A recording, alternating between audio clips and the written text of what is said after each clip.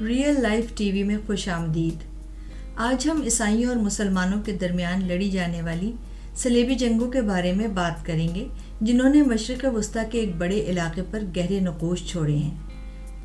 یہ کہانی نومبر 1095 میں کونسل آف کلیئرمونٹ میں شروع ہوتی ہے، جہاں پوپ اربن دوئم نے عیسائیوں سے ایک پرجوش مطالبہ کیا کہ وہ اپنے بازنطینی بھائیوں کی مدد کریں اور یروشلم کو مسلمانوں کے قبضے سے چھین کر دوبارہ عیسائیت کے قبضے میں لیں۔ پوپ نے اس کال میں نہ صرف روحانی نجات کا وعدہ کیا بلکہ دنیاوی انعامات کا بھی یقین دلایا۔ ہزاروں جنگجو افراد نے اس آواز پر لبیک کہا۔ بویون کے گاڈفرے اور ٹولوس کے ریمنڈ چہارم جیسے امراء سے لے کر کسانوں اور پوپ کے زائرین تک نے اس آواز پر لبیک کہا اور جہاد میں شامل ہو گئے۔ چنانچہ انہوں نے یروشلم کی مقدس سرزمین کی طرف ایک خطرناک سفر کا آغاز کیا۔ عیسائیوں اور مسلمانوں کے درمیان پہلی بڑی جھڑپ جون 1097 میں نائسیا میں ہوئی۔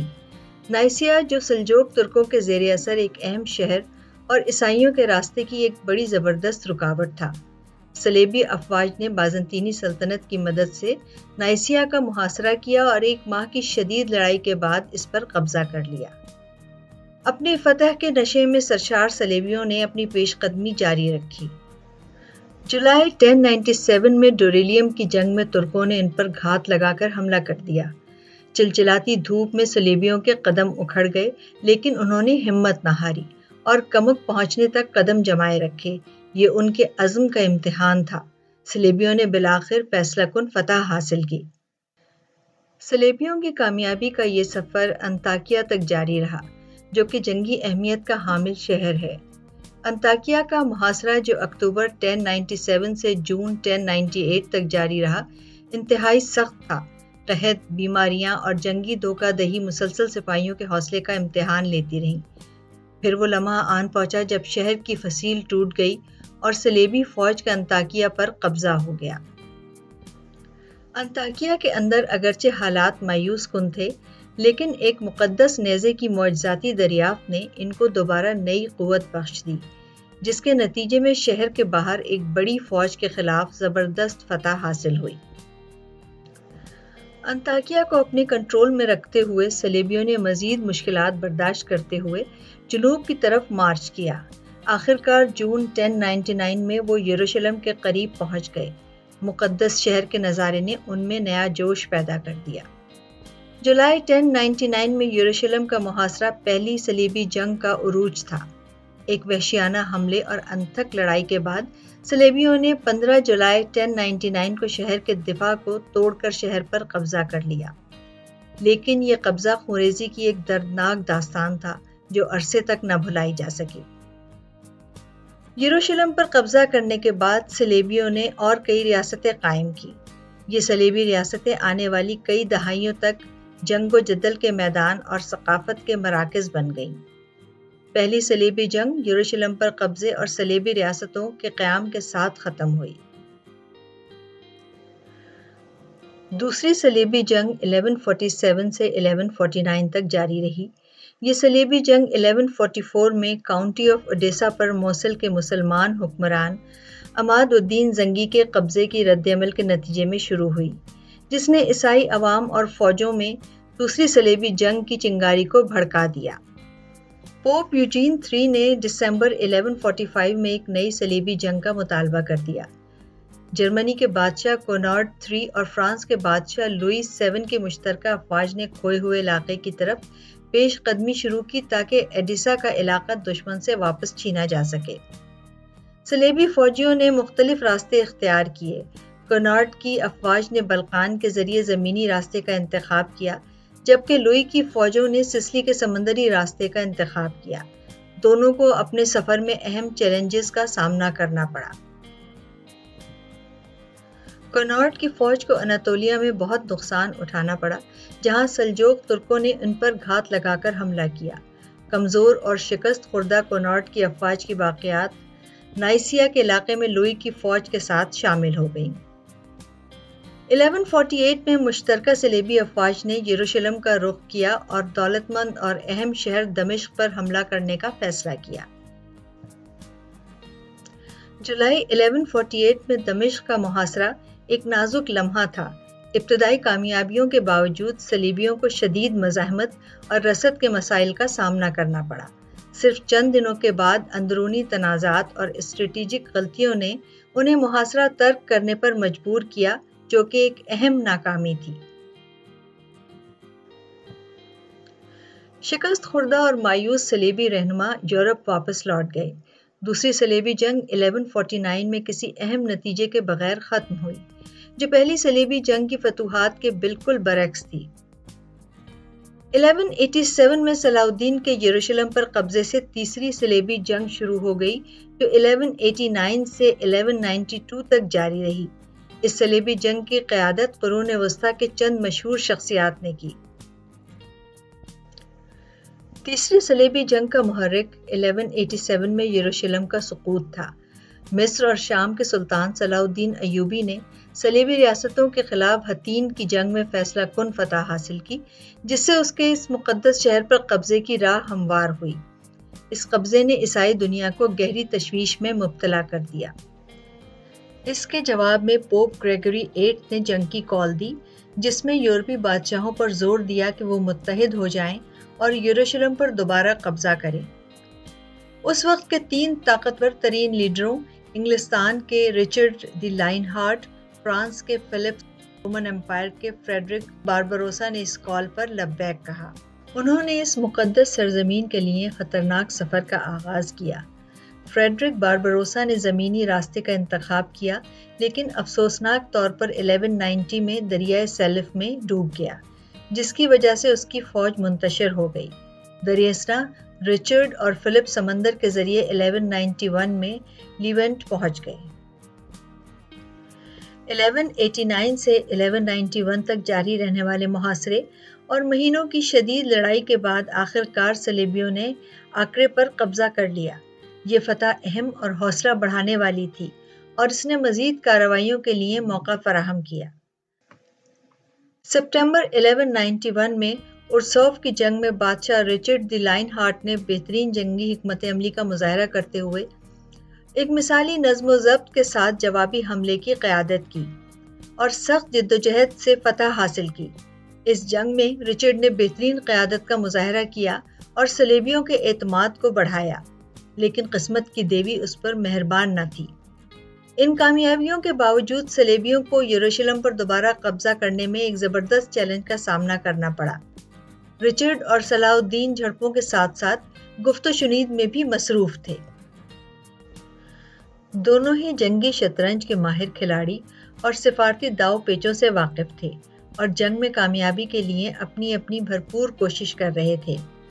لیکن فیصلہ شاید میدان جنگ میں نہیں بلکہ سفارتی عمل سے ہونا تھا۔ 1192 میں معاہدہ جفا پر دستخط ہوئے اور تیسری صلیبی جنگ کا اختتام ہوا۔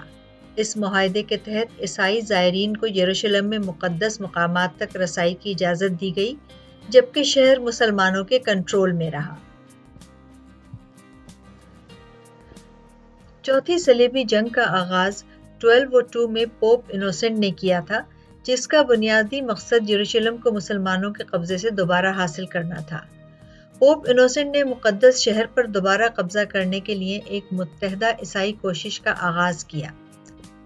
صلیبی فوج کو یورپ سے مشرق وسطیٰ کے میدان جنگ تک پہنچانے کے لیے صلیبی رہنماؤں نے وینس کے ساتھ بات چیت کی، جس کے پاس اس وقت کا طاقتور ترین سمندری بیڑا تھا۔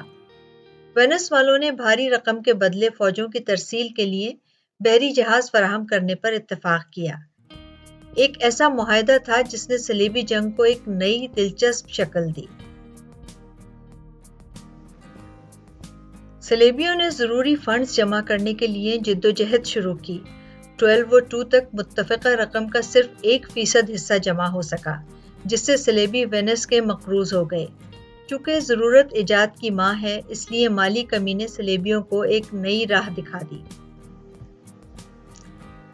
اپنے قرض کو ادا کرنے کی کوشش میں صلیبیوں نے عیسائی شہر زارا پر قبضہ کرنے کا منصوبہ بنایا تاکہ وہاں کے مال غنیمت سے وینس والوں کا قرضہ اتارا جا سکے۔ پوپ نے اس کی مذمت کی کیونکہ اس سے صلیبی جنگوں کا تقدس خطرے میں پڑ جاتا۔ نومبر 1202 میں صلیبیوں نے زارا کا محاصرہ کیا اور شہر پر قبضہ کر لیا۔ پوپ کے اختلاف کے باوجود صلیبیوں نے اپنے مشن کی فنڈنگ کے لیے نئے مواقع کی تلاش پر زور دیا۔ ایک بازنطینی شہزادے نے بڑے انعامات اور فوجی مدد کا وعدہ کیا کہ اگر صلیبیوں نے قسطنطنیہ میں اپنا تخت دوبارہ حاصل کرنے میں اس کی مدد کی تو وہ دولت اور وسائل سے صلیبیوں کی مدد کرے گا۔ دولت اور وسائل کے لالچ میں آ کر صلیبیوں نے اس کی تجویز سے اتفاق کیا۔ 1203 میں صلیبیوں نے بحری بیڑا قسطنطنیہ کے لیے روانہ کیا اور اپنی توجہ یروشلم سے موڑ کر بازنطینی سلطنت کے مرکز کی طرف موڑ دی۔ 1204 میں قسطنطنیہ میں بے مثال تباہی اور لوٹ مار ہوئی۔ گرجا گھروں، محلوں اور کتب خانوں میں توڑ پھوڑ کی گئی اور بے شمار خزانے ضبط کیے گئے یا تباہ کر دیے گئے۔ اس واقعے نے نہ صرف قرون وسطیٰ کی دنیا کو چونکا دیا بلکہ مشرقی اور مغربی عیسائیت کے درمیان دراڑ کو اور بھی گہرا کر دیا۔ اس کے نتیجے میں صلیبیوں نے بازنطینی علاقوں کو آپس میں تقسیم کرتے ہوئے قسطنطنیہ کی لاطینی سلطنت قائم کی۔ یہ نیا سیاسی وجود 1261 تک قائم رہا۔ قسطنطنیہ کی طرف چوتھی صلیبی جنگ کے دوررس نتائج برآمد ہوئے۔ اس نے بازنطینی سلطنت کو کمزور کیا، مشرق و مغرب کے تعلقات میں تناؤ پیدا کیا اور خطے کے سیاسی منظرنامے کو نئی شکل دی۔ اس طرح چوتھی صلیبی جنگ کا خاتمہ ہوا۔ پانچویں صلیبی جنگ کا مقصد مصر پر قبضہ کر کے مسلمانوں کے کنٹرول کو کمزور کرنا تھا۔ یورپ بھر سے ہزاروں صلیبیوں نے پوپ انوسنٹ کی آواز پر لبیک کہا۔ 1217 میں وہ مصر کے اسٹریٹجک بندرگاہی شہر جمیٹا پر اپنی نگاہیں جما کر اپنے مشن پر جانے کے لیے تیار تھے۔ مئی 1218 میں صلیبی بیڑا نیل کے ڈیلٹا پر پہنچا جہاں جمیٹا واقع تھا۔ یہ شہر بہت زیادہ مضبوط اور حکمت عملی کے لحاظ سے صلیبیوں کا بنیادی ہدف بن گیا۔ جمیٹا کا محاصرہ جون 1218 میں شروع ہوا اور 1 سال تک جاری رہا۔ صلیبیوں نے شہر کے دفاع کو توڑنے کے لیے کئی حربے استعمال کیے لیکن انہیں ایوبی محافظوں کی شدید مزاحمت کا سامنا کرنا پڑا۔ تاہم یہ شہر نومبر 1219 میں صلیبیوں کے قبضے میں آ گیا۔ جولائی 1221 میں صلیبیوں نے قاہرہ کی طرف مارچ شروع کیا۔ پیش قدمی کو سخت حالات، لاجسٹک چیلنجز اور اسٹریٹجک غلطیوں کا سامنا کرنا پڑا۔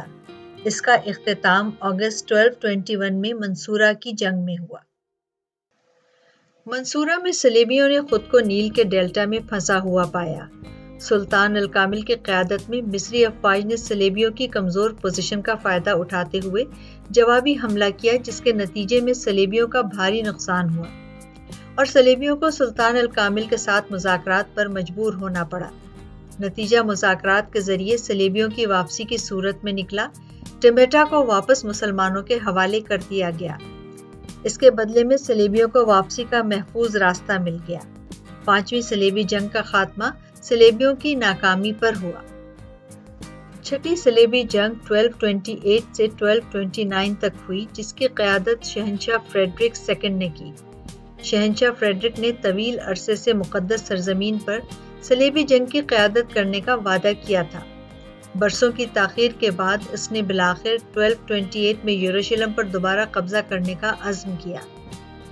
فریڈرک ایک نسبتاً چھوٹی فوج کے ساتھ مقدس سرزمین پر پہنچا لیکن وہ فوج سے زیادہ طاقتور چیز لے کر آیا تھا اور وہ تھی اس کی سفارتی مہارت۔ اس نے بات چیت کے ذریعے وہ چیز حاصل کرنے کی کوشش کی جو گزشتہ صلیبی جنگوں نے جنگ کے ذریعے حاصل کرنے کی کوشش کی تھی۔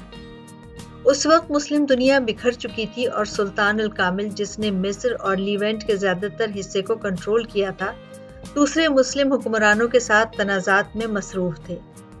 فریڈرک نے بات چیت کے لیے موقع مناسب دیکھا اور مذاکرات شروع کر دیے۔ فریڈرک اور الکامل نے ایک پرامن حل کے فوائد کو تسلیم کرتے ہوئے مذاکرات میں حصہ لیا۔ فریڈرک کا نقطۂ نظر بے مثال تھا۔ اس نے خون بہائے بغیر اپنے مقاصد کو حاصل کرنے کے لیے سفارتکاری کا استعمال کیا۔ فروری 1229 میں معاہدہ جفا پر دستخط ہوئے۔ اس معاہدے کے ذریعے الکامل نے بیت المقدس اور مسجد اقصیٰ کا کنٹرول برقرار رکھتے ہوئے یروشلم، بیت المقدس اور ناصرت کا کنٹرول صلیبیوں کے حوالے کرنے پر اتفاق کیا۔ اس معاہدے کے تحت عیسائی زائرین کو مقدس مقامات تک رسائی کی اجازت دی گئی۔ فریڈرک یروشلم میں داخل ہوا اور چرچ آف دی ہولی سپلچر میں خود کو یروشلم کا بادشاہ بنایا، لیکن یروشلم کا پرامن کنٹرول مختصر وقت کے لیے تھا۔